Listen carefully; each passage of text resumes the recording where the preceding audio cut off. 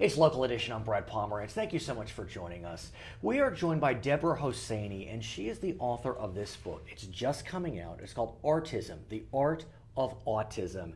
And I was so inspired when I got a press release about this book. I myself do not have autistic children.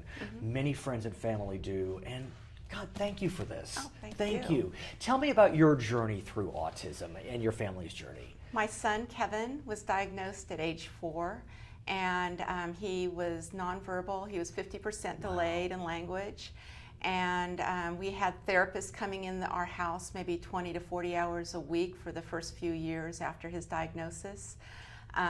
He was mainstreamed into regular education classes. Congratulations. Yeah, and he did quite well. He had a hard time in puberty and junior high. We all do, but I can imagine. Yes.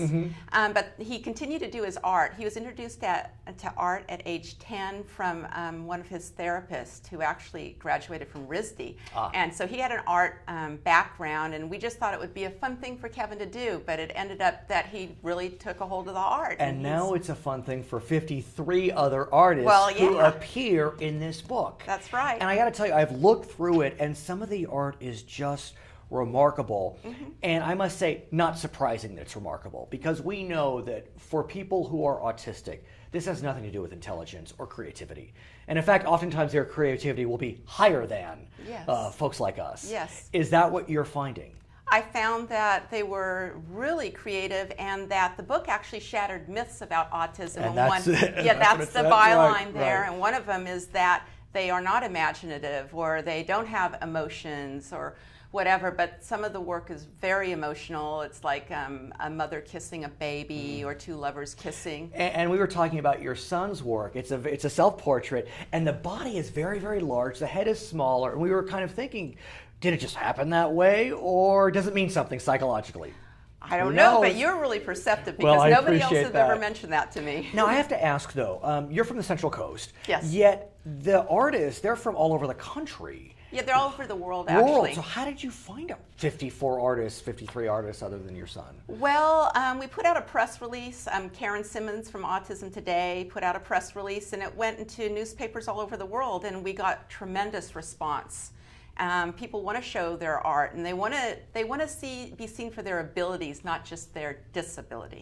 I want to ask you, what did it do for you as the mother of a child on the spectrum to be able to compile all this artwork and now give it to us as a gift? Give it to the world as a gift. Oh, thank you for that. Yes. Well, it is a gift. It was a gift for me to meet the artist. I've met a lot of them. I've met a lot of them. I've talked to them on the phone. Their parents are great. They advocate for their children and for their art. Even as adults, the parents continue sometimes to manage their business and get the art out there.